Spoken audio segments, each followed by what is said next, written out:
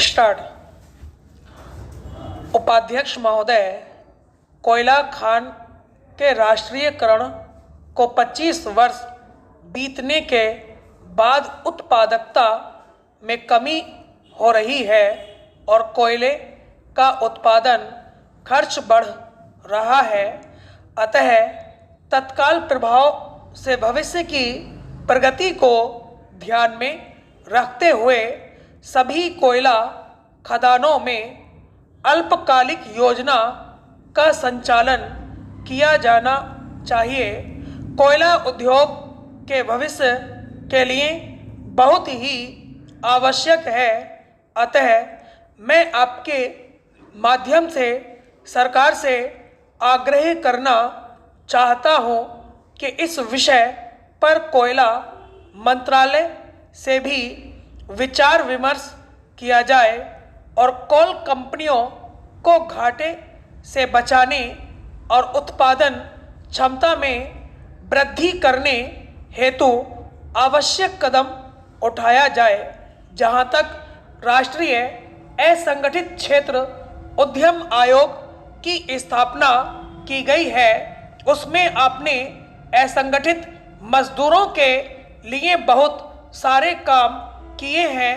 मैं इस सदन के माध्यम से माननीय मंत्री जी से कहना चाहूँगा कि जो हमारे लघु उद्योग हैं उनके असंगठित मजदूरों को प्रोत्साहित करने की ज़रूरत है, जो आज भारी तादाद में ग्रामीण स्तरों पर और गांवों में बसते हैं। अगर उस श्रेणी में लिया जाए तो बीड़ी श्रमिक, गैर कोयला खान श्रमिक और सिनेमा श्रमिकों के लिए भी आपने कुछ काम किया है। चाहे स्वास्थ्य सेवा हो, आवास हो, बच्चों की शिक्षा हो या पेयजल आपूर्ति हो, उनकी समस्याओं का समाधान नहीं के बराबर हुआ है। जो लाभ उन्हें मिला है, मैं आपके दिए हुए आंकड़े देख रहा था कि 44 लाख बीड़ी श्रमिक, 50,000 सिनेमा श्रमिक और 70,000 गैर कोयला खान श्रमिक आपने इसमें शामिल किए हैं। आज ज़रूरत इस बात की है कि हमारी संख्या करीब 35 करोड़ है। हमने बहुत कम लोगों को असंगठित मजदूरों में शामिल किया है। आज पूरे देश में उनको चिन्हित करके ऐसे असंगठित मजदूरों को ज़्यादा से ज़्यादा सुविधा देने की ज़रूरत है। अभी तमाम सदस्यों ने बात कही है कि विश्व के 20 देशों में 13वां स्थान भारत का है, जहां सामाजिक सुरक्षा की बात कही गई है, जिसमें अर्जुन सेन गुप्ता आयोग ने अपनी रिपोर्ट माननीय प्रधानमंत्री जी को सौंपी है। उस पर हमें तेजी से काम करने की ज़रूरत है। दिल्ली में ही फुटपाथ पर 30,000 संगठित मजदूर आज भी सोते हैं।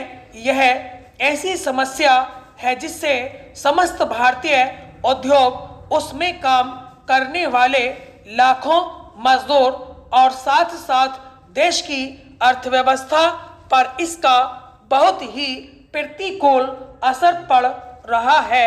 हाल ही में क्षेत्र की खान में जो हादसा हुआ, मंत्री जी ने उसके कारण बताए। मुझे पता है कि उनके पास इसका कोई जवाब नहीं है।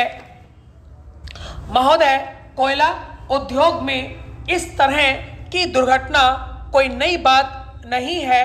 पिछले 10 सालों में हम लोग गिनाएं तो हर 2-3 सालों में भयंकर दुर्घटनाएं होती रही हैं।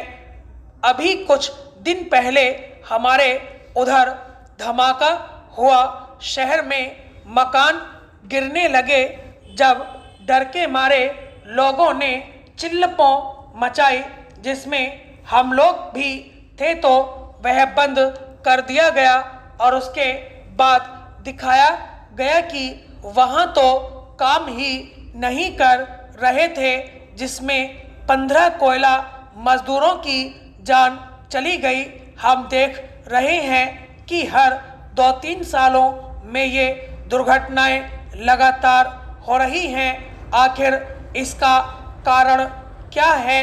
और जब तक इसके कारणों का निवारण नहीं किया जाएगा तब तक ये दुर्घटनाएं होती रहेंगी और कोयला मजदूरों की जान जाती रहेगी।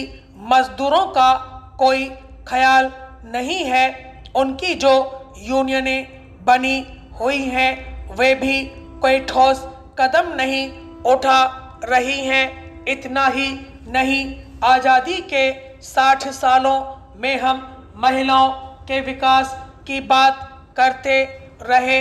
मैं तो उत्तर प्रदेश की मुख्यमंत्री जी को बधाई देना चाहता हूं कि पहली बार उत्तर प्रदेश की सरकार ने बालिकाओं की शिक्षा के लिए काम किया। जो गांव की गरीब बेटी है जिसका बूढ़ा बाप मजदूरी करने के बाद अपने बच्चों को 2 जून की रोटी नहीं दे सकता, अपनी बेटी को पढ़ा नहीं सकता, हमारी सरकार ने व्यवस्था की कि उसकी गरीब बेटी भी अगर कल इंटर कॉलेज में जाएगी, अगर प्रथम वर्ष में दाखिला लेगी तो उसे एक मुश्त 15,000 रुपये और एक साइकिल आने जाने के लिए दी जाएगी।